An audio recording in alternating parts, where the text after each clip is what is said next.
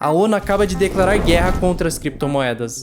Duplas, mais um órgão centralizado e poderoso tentando podar as asas das nossas criptos. A ONU, que é uma das maiores organizações do mundo, além de declarar guerra contra as criptos, também recomendou que países em desenvolvimento tomassem medidas para barrar elas. E vendo essa notícia, eu tenho aquela sensação de que não é a primeira vez que eu estou vendo esse tipo de coisa. De instituições ou países tentando banir as criptomoedas. Mas uma coisa que eu tenho certeza absoluta é que se você não acabar deixando o like nesse vídeo e se inscrevendo no canal, o YouTube vai declarar uma guerra contra você. Porque você vai parar de receber esse tipo de vídeo informativo e vai ficar só com memes. Essa é a sua maldição. Então eu acho que se você deixar o like e se inscrever, todo mundo sai ganhando nessa. Brincadeiras à parte, vamos ver o que está acontecendo agora para a ONU odiar tanto as criptomoedas. Não é a primeira vez que grandes organizações ou instituições ficam ressentidas com as criptomoedas. Vira e mexe, você vê notícias por aí da China tentando banir o Bitcoin do seu país, mas mesmo com essas tentativas de bloquear o uso de criptos, as pessoas não estão nem aí e elas conseguem contornar esses bloqueios. Mas a guerra que a ONU declarou é um pouco diferente disso, porque ela está sugerindo que países em desenvolvimento exijam um registro obrigatório das carteiras, cobrem impostos a transações e também proíbam anúncios sobre criptomoedas. Certo, exigir isso pra mim não me parece muito justo ou democrático, que é justamente o que esse órgão diz ser. E com certeza essa foi uma maneira menos agressiva de querer proibir ou dificultar o uso de criptomoedas. Mas seguindo essa declaração deles, a Penelope Hawkins, uma economista,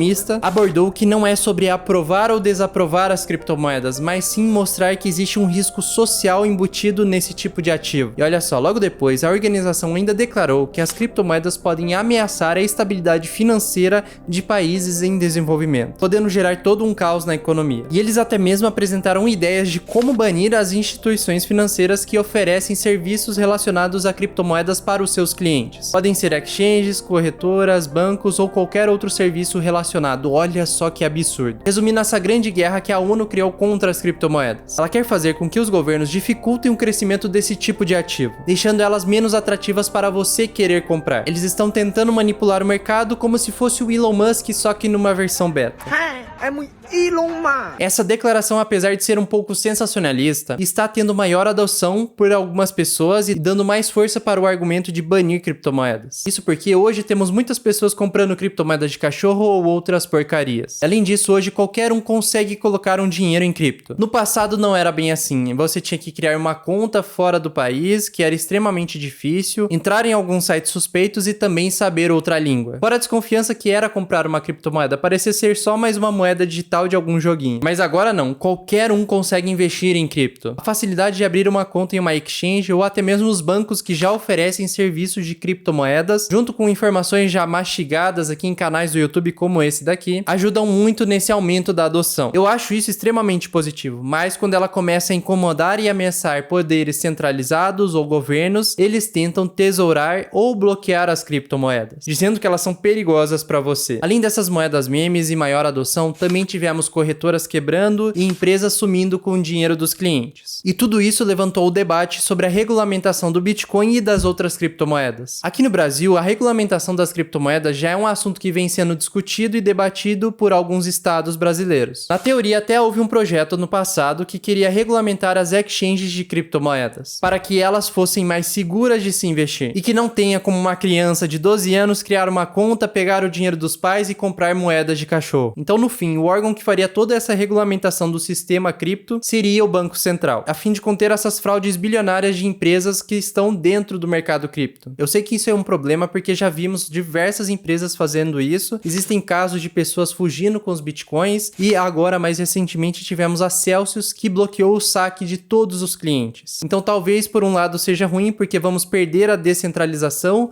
mas por outro pode ser bom porque aumente a adoção por outras pessoas por criptos, porque ainda até hoje as pessoas acham muito arriscado. Então o problema talvez não seja nem essa regulamentação, porque ela parece ser inevitável. Mas o grande ponto aqui é como fazer essa regulamentação. E talvez seja aí que algumas instituições estejam errando. O Banco Central já começou considerando as criptomoedas como investimentos. Isso no nosso dia a dia não parece ter problema nenhum, mas quando entramos para o mundo jurídico, as coisas podem ficar um pouco mais confusas. Olha só, se as criptomoedas são consideradas investimentos, elas devem ser supervisionadas pela CVM, o que já mostra uma certa incongruência com quem vai ficar responsável por vigiar essa regulamentação das criptos. Além disso, seria extremamente desastroso se o Banco Central considerasse as criptomoedas como uma forma de pagamento, e assim ter que concorrer com um Bitcoin, já que eles querem lançar o real digital no nosso país, existe o dólar digital também nos Estados Unidos, que seria uma nova forma de dinheiro para que as pessoas utilizem no dia a dia sem o papel moeda. Só que é claro que isso seria controlado por eles. Então o nosso governo, por exemplo, saberia exatamente quanto você ganha, de onde você está ganhando dinheiro, onde você está gastando. Para o imposto de renda isso vai ser uma maravilha. Mas como eles controlam o dinheiro, eles podem simplesmente bloquear suas transações e sua conta bancária, porque o país está vivendo numa crise financeira sem te dar motivo algum. Não é à toa que nos Estados Unidos o Fed já está tentando implementar o dólar digital. Na China já estamos começando a implementação do Yuan digital. E também tem a União Europeia com o euro digital. Esse tipo de moeda dá mais poder para o governo e também aumenta a centralização. Assim, nós ficamos cada vez mais dependentes deles, que é uma coisa que eu acho absurda. Percebe por que esses órgãos não gostam tanto assim de criptomoedas? Elas propõem fazer justamente o oposto disso. Mas todo esse assunto de real digital, dólar digital e outras moedas fiduciárias está relacionado com uma proposta da ONU sobre os CBDCs. As CBDCs são moedas digitais emitidas por um banco central. Seria a mesma coisa que uma versão virtual do nosso real, que é basicamente o mesmo do que eu acabei de falar, só que com um nome diferente. E parece ser mais uma ideia estatal que não vai impactar em nada na nossa vida, porque já fazemos isso no nosso dia a dia. Mas olha, a grande diferença disso hoje é que uma das únicas formas de muitos bancos centrais emitirem dinheiro é através da moeda em espécie. No caso de uma moeda digital emitida pelo Banco Central, ela já é regulada pela autoridade monetária de um país. Ou seja, todas as decisões sobre as CBDCs ficam centralizadas em uma única instituição responsável por regular todo o sistema financeiro.